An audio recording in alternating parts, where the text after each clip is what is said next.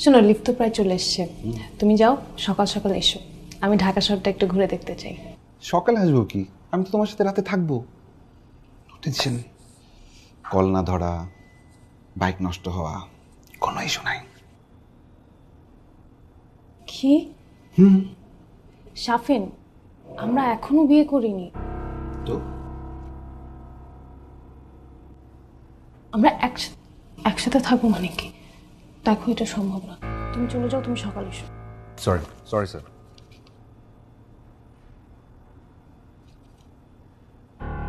ওঠো। Scene create করো না পারিয়া, উপরে ওঠো, উপরে যেয়ে কথা বলবো।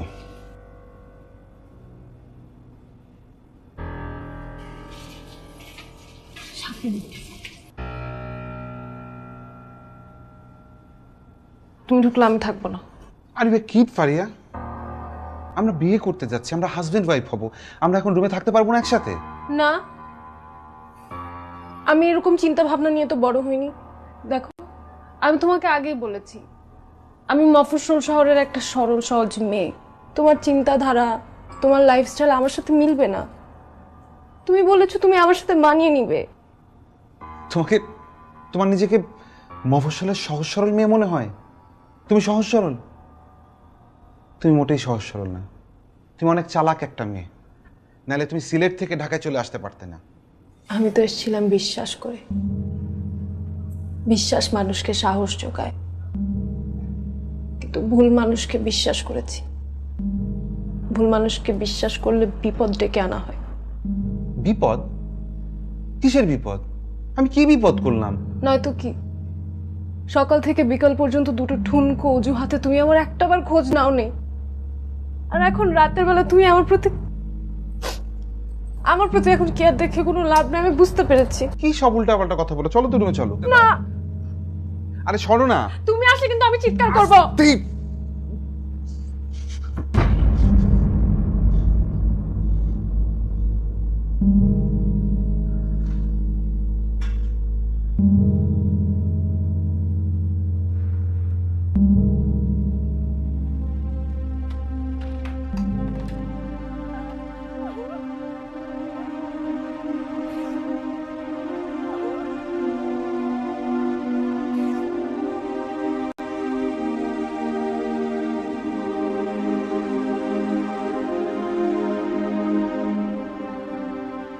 আরে কি ব্যাপার, আপনি এখনো যাননি? আমি তো ভাবলাম আপনি চলে গেছেন। না জানি, একটু ওপরে গিয়েছিলাম। ভালোই হলো, দুজনে একসঙ্গে যাওয়া যাবে। আর যাওয়ার পথে আমার প্রেমের চাপটা হওয়ার বাকি গল্পগুলো আপনার সাথে শেয়ার করবো। আচ্ছা না রূপ ভাই, ভাবছি আজকে হোটেলে থেকে যাই, কাল দুপুর পর্যন্ত ডিউটি করে তারপর একবারে যাব। আপনার কি হয়েছে, আপনি হোটেলে থাকতে যাচ্ছেন কেন? না না, কিছু হয়নি, এমনি যেতে ভালো লাগছে না। শরীর টরীর খারাপ করেনি তো? না না, একদম একদম ঠিক আছে, আই এম ফাইন। তাহলে কি আর করা যাবে, আমি একাই যাই। See you. Okay, good night.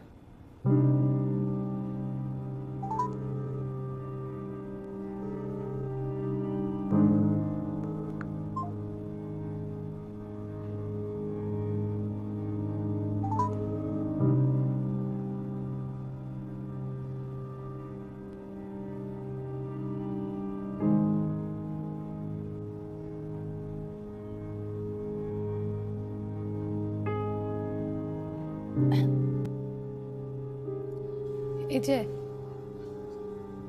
আপনি শুনছেন?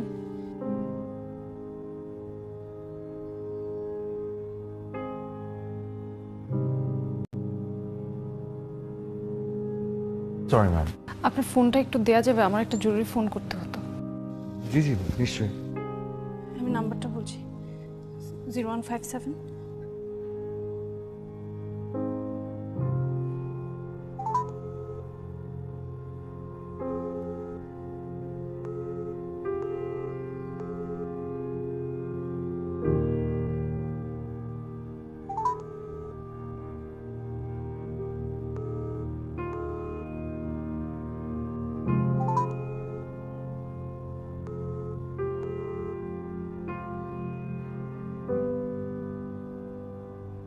সরি। কোনো সমস্যা ম্যাম?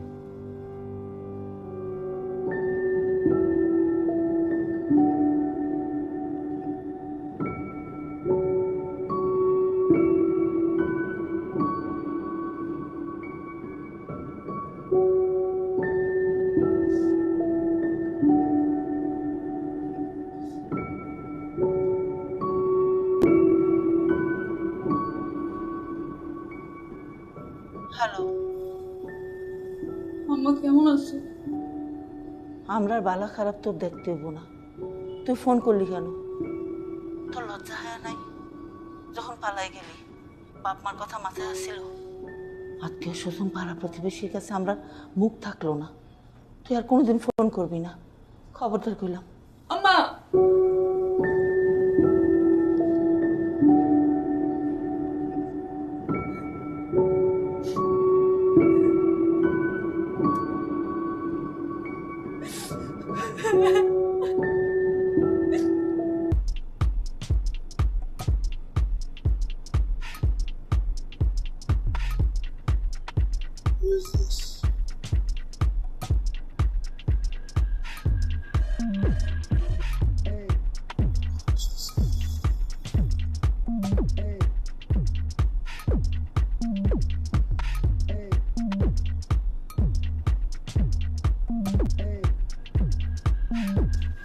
হ্যালো, আসসালামু আলাইকুম।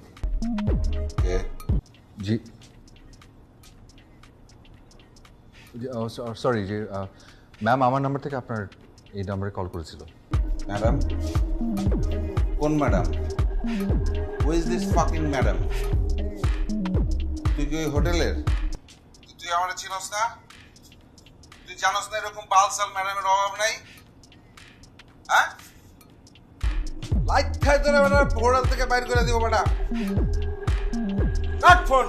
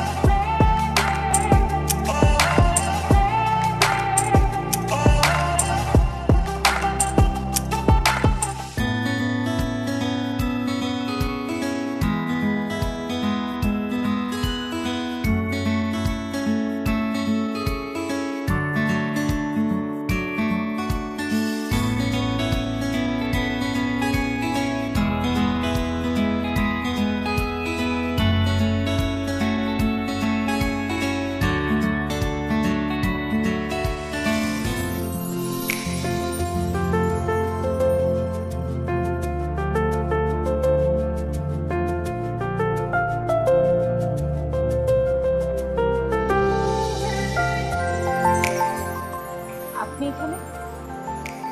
জি ওই আমার আমার মার জন্য না, আমার ছোট বোনের বার্থডে তো আপনাকে ফলো করে এসেছি। কেন? আচ্ছা তাল বাহানা না করে আপনাকে সত্যিটাই বলে ফেলি। আমার কাছে মনে হয়েছে যে আপনি ঢাকায় নতুন এসেছেন এবং আপনি খুব সহজ সরল। এই যেমন আপনি সিএনজিওয়ালাকে জিজ্ঞেস করে ফেললেন যে আশেপাশে কোনো শপিং মল আছে কিনা। এটা করে ওই সিএনজি ড্রাইভারটা কিন্তু বুঝে গেছে যে এই জায়গাটা আপনার অপরিচিত। এই শহরের 99 জন সিএনজি ড্রাইভার হয়তো ভালো, কিন্তু এটাই সেই খারাপ একজন হলে আপনার জন্য বিপদের কারণ হতে পারে। সবার ক্ষেত্রে সেম ব্যাপারটা। ওই গুটি কয়েক খারাপ একজন রাস্তা থেকে শুরু করে শপিং মল সব জায়গায় থাকতে পারে। আপনি কি আমাকে পাহারা দিতে এসেছেন? না, পাহাড় দিতে আসেনি। আপনাকে যেন কোনো খারাপ অভিজ্ঞতা নিয়ে ফিরে যেতে না হয়। আপনি কি সবার জন্যই করেন এটা? সবার সরলতা চোখে মুখে দেখা যায় না।